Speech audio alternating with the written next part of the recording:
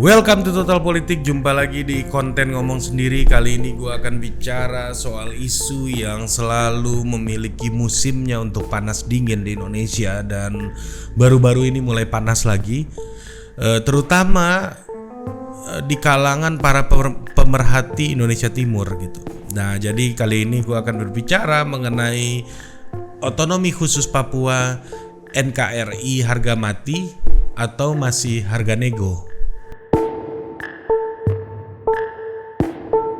Dalam ilmu perang ya, pertikaian itu dapat dianggap sebagai sebuah upaya untuk memenangkan hati dan pikiran publik gitu. To win heart and mind gitu. Nah, jadi baik itu perlawanan fisik ataupun politis gitu, semua pertikaian gitu, ujung-ujungnya adalah untuk mendapatkan public support. Semuanya dalam rangka untuk memenangkan hati dan pikiran publik. Nah, kita hari ini lihat isu Papua, perlawanan bersenjata jalan terus di Papua gitu. Bahkan baru-baru ini TNI sudah memberikan statement, Polri juga memberikan statement. Lalu di saat yang bersamaan, aktivis-aktivis pro kemerdekaan Papua juga terus berjalan untuk menggalang opini-opini publik itu, macam aktivis Veronica Koman yang juga selalu diperbincangkan di dalam isu Papua ini. Tahun ini Otsus Papua sudah berjalan selama 20 tahun lamanya. Selama Otsus berjalan, banyak kalangan terutama yang mendukung Papua Merdeka menilai pemerintah Indonesia itu gagal. Pemerintah dianggap tidak mampu mengangkat orang Papua dari persoalan-persoalan lamanya yang tidak kunjung usai. Misalnya, tampak dari indeks pembangunan manusia Papua masih di angka 60,84% sampai 64,70%. Masih berada di bawah rata-rata semua provinsi di Indonesia. Bahkan kritikus yang tidak memiliki afiliasi sekalipun ya, yang tidak pernah dalam posisi tidak pro pemerintah maupun tidak pro Papua ya, para peneliti Papua gitu ya, yang sebenarnya sangat sangat disupport oleh negara selama ini, termasuk dari LIPI gitu misalnya, itu memberikan pandangan yang sangat kritis terhadap kebijakan pemerintah terkait dengan isu Papua ini gitu. Nah, terutama yang berkaitan dengan pembahasan undang-undang otonomi khusus Papua gitu, yang mana di dalam undang-undang tersebut ada dua perubahan yang diinisiasi oleh pemerintah. Yang pertama itu adalah mengenai kenaikan dana otsus sebesar sekitar 2,5% dan juga mengenai isu pemekaran. Nah, kalau misalnya dulu pemekaran itu harus mendapatkan persetujuan dari DPRD dan MRP Papua ya. Kalau sekarang itu pemerintah pusat yang memegang wewenang penuh untuk pemekaran, dan juga kenaikan dana otsus yang dianggap ya tidak terlalu signifikan, hanya 2,5% gitu. Baru-baru ini MRP, Majelis Rakyat Papua, sangat geram gitu pada pemerintah pusat, seperti yang sudah saya bilang tadi, bahwa mereka merasa tidak dilibatkan di dalam pembahasan revisi Undang-Undang Otonomi Khusus Papua. Tahun ini harus dituntaskan itu undang-undang karena sudah 20 tahun otonomi khusus ini berjalan gitu. Banyak yang sebenarnya tidak terlalu senang kepada apa yang sudah dicapai oleh pemerintah selama 20 tahun otonomi khusus ini digelar. Ditambah lagi uang yang dikeluarkan sudah begitu banyak untuk otonomi khusus ini, namun metode-metode yang mengedepankan instrumen kekerasan itu masih sangat banyak terjadi di Papua. Jadi uang udah banyak keluar, kekerasan juga masih dilakukan gitu. Jadi ini memang menjadi sebuah dasar kekecewaan dari banyak pihak dan banyak pengamat yang memperhatikan perkembangan Papua gitu. Jadi pemerintah udah keluar uang banyak, tapi kekerasan juga masih terjadi. Seperti dulu uangnya nggak sebanyak sekarang, kekerasan juga banyak terjadi gitu loh. Jadi memang uang yang dikeluarkan banyak ternyata dianggap tidak menurunkan dan merubah metode pemerintah dalam menyelesaikan persoalan Papua. Sehingga sebelum RUU revisi otonomi khusus ini dikeluarkan pemerintah, haruslah menurut banyak ahli dan banyak pengamat itu pemerintah melakukan evaluasi menyeluruh terhadap 20 tahun pelaksanaan otonomi khusus di Papua gitu. Kenapa? Apa sebab kegagalannya sehingga bisa untuk dijadikan landasan menyusun undang-undang baru yang bisa menjawab berbagai macam persoalan dalam 10 sampai 20 tahun ke depan otonomi khusus di Papua. Yang juga tidak kalah lebih penting adalah sebenarnya siapa yang menikmati otonomi khusus ini? Jadi itu juga menjadi sebuah persoalan yang harus dijawab melalui revisi undang-undang ini. Ketika apakah elit lokalnya yang paling menikmati ataukah siapa atau ada kelompok tertentu yang sangat menikmati, dan itu harusnya lah sangat terbuka disampaikan sehingga penyusunan undang-undang yang baru ini benar-benar menjadi solusi yang membuat masyarakat Papua dapat terangkat kualitas kehidupannya, dapat terangkat statistik-statistik yang menganggap bahwa orang Papua menjadi sebagai sebuah daerah yang terbelakang dan terisolir di Indonesia dengan kekayaan alam yang begitu besar tapi orangnya terbelakang dan terisolir gitu. Ini menjadi sebuah pertanyaan juga gitu. Terutama pertanyaan ini sering dinyatakan oleh aktivis-aktivis yang pro kemerdekaan Papua. Jadi kelompok pro kemerdekaan Papua ini selalu menjadikan isu tersebut menjadi alasan mereka untuk berkampanye, baik itu di level nasional maupun di level internasional. Nah, tapi persoalannya untungnya nih untuk pemerintah Indonesia bahwa kelompok pro kemerdekaan Papua tidak tampak di dalam tubuh politik bangsa Indonesia atau negara Indonesia gitu ya. Mungkin gue nggak tahu apakah beneran ada gitu pemerintah, orang-orang di pemerintahan kita yang pro kemerdekaan Papua. Gue nggak pernah lihat gitu ya statement yang sangat terbuka untuk menyatakan pro kemerdekaan, baik itu orang politik maupun orang pemerintahan di Indonesia gitu yang terbuka mengatakan itu. Paling nggak gue belum pernah lihat gitu. Nah ini untungnya gitu. Jadi orang-orang yang segelintir yang mengkritisi dan mendukung kemerdekaan Papua ini, ya segelintir orang ini tidak mendapatkan backup di tubuh politik gitu ya. Akhirnya gerakan pro kemerdekaan Papua di Indonesia ini tampak hanya sebatas provokasi semata gitu. Meskipun secara objektif kita harus akui tidak semua data-data yang mereka bawa itu keliru.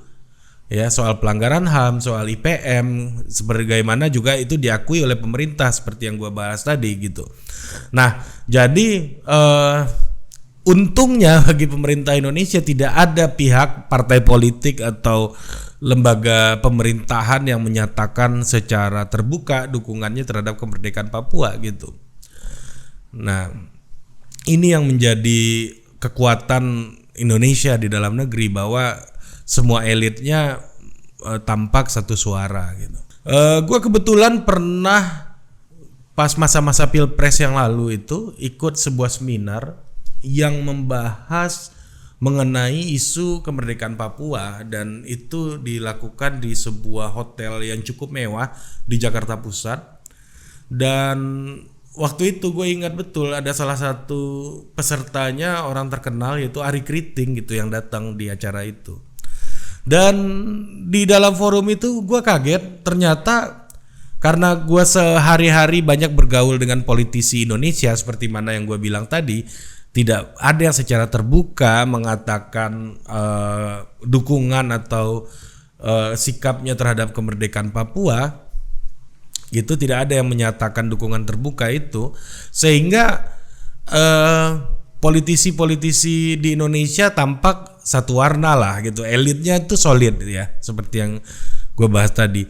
Nah tapi di dalam diskusi itu gue agak kaget, ternyata banyak sekali gitu aktivis atau orang-orang Indonesia yang punya sikap mendukung kemerdekaan Papua. Itu pertama kali gue ikut forum yang didominasi oleh kelompok-kelompok yang pro kemerdekaan Papua. Biasanya forum yang gue ikut itu yang pro NKRI semua gitu. Nah gue agak kaget waktu itu, dan kebetulan acara itu diadakan oleh Amnesty International gitu.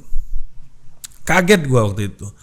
Dan di forum itu mereka secara terbuka gitu mengatakan kemerdekaan Papua, tapi ya untuk mengadakan acara di hotel yang sangat mewah itu kayaknya tidak mungkin gitu tanpa dukungan dari pihak eksternal gitu.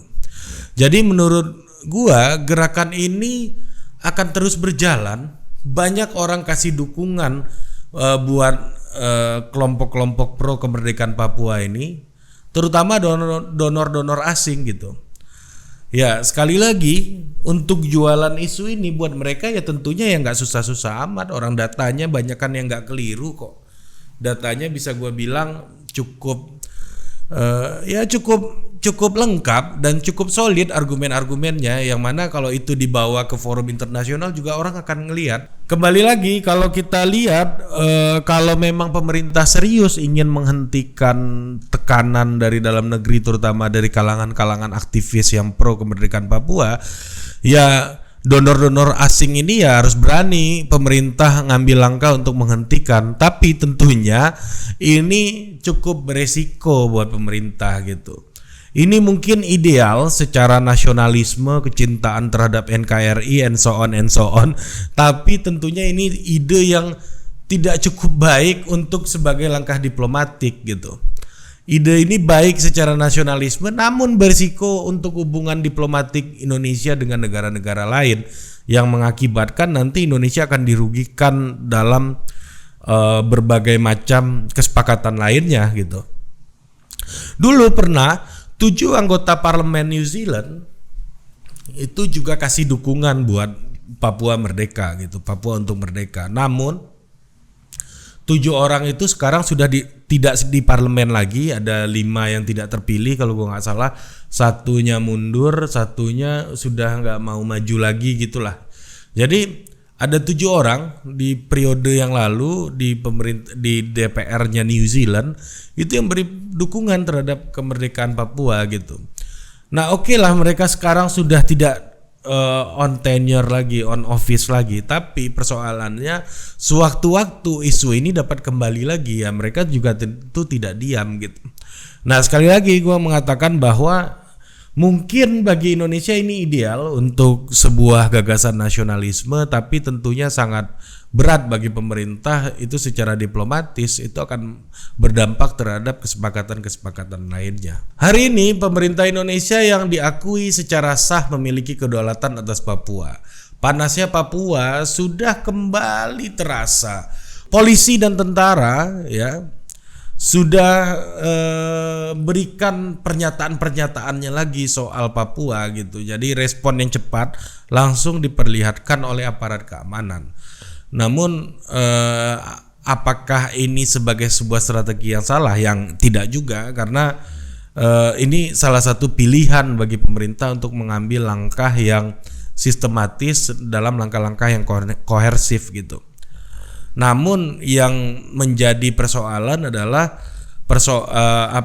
langkah koersif ini diambil ketika pemerintah sedang akan melakukan pembahasan mengenai undang-undang otonomi khusus di Papua gitu. Jadi saatnya lah pemerintah itu mencoba bernegosiasi dengan sumber-sumber dukungan kelompok pendukung Papua Merdeka ini gitu. Komunikasi selama ini jelas tertutup karena pasti menurut pemerintah ya buat apa bernegosiasi dengan maling di rumah sendiri gitu.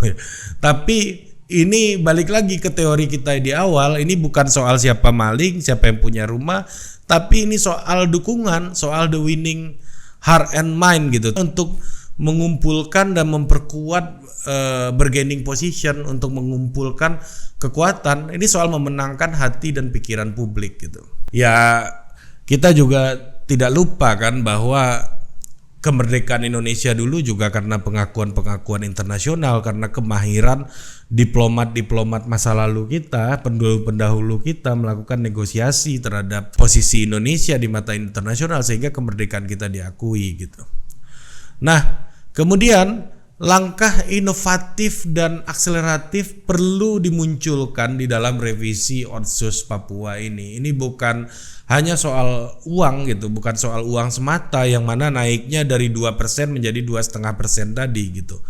Ini bukan soal angka-angka saja gitu, tapi selain itu juga ada soal hak masyarakat gitu. Ada soal pemekaran gitu, pemerintahan, tata kelola yang baik gitu.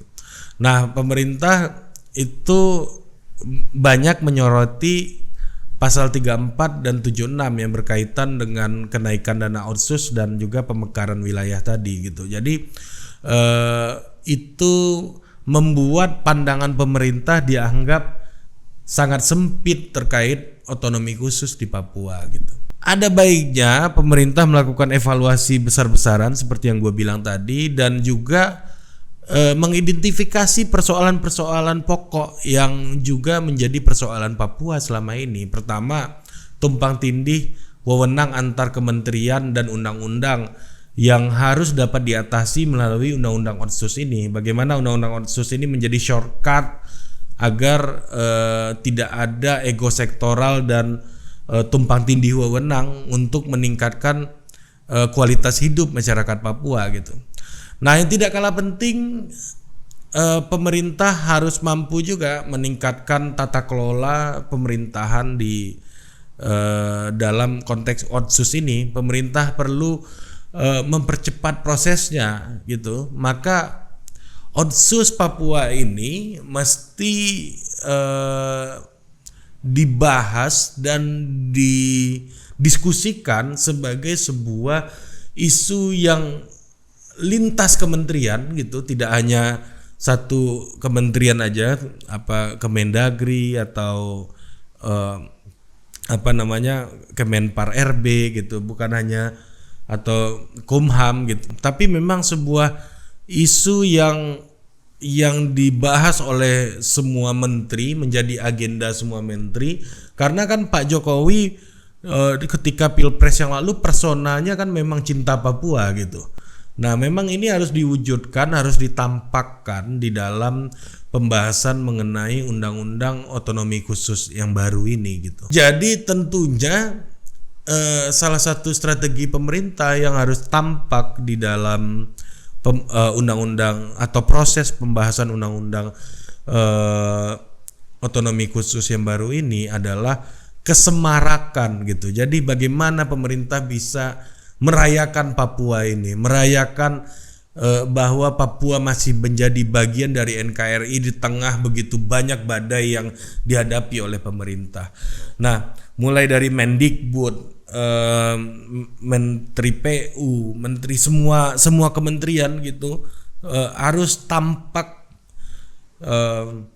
keberpihakannya, harus tampak nada komunikasinya gitu untuk mendukung visi pemerintah soal Papua ini. Kalau enggak, ini cuma jadi urusan 1-2 kementerian atau menjadi bahkan satu kementerian aja, menjadi sektoral lagi gitu, tidak akan selesai persoalan yang selama ini sudah berlarut-larut gitu.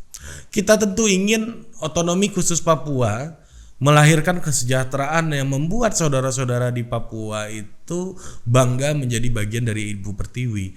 Dan itu dibutuhkan komitmen yang besar, dibutuhkan langkah yang partisipatif sehingga semua orang bisa terlibat, termasuk juga orang-orang Papua juga tidak boleh dikurangi gitu perannya dan kontribusinya dalam pembahasan revisi Undang-Undang Otsus yang baru ini. Jadi sangat wajar masih banyak orang yang mempertanyakan apakah Papua itu NKRI harga mati atau masih harga nego. Sampai jumpa lagi di Total Politik berikutnya.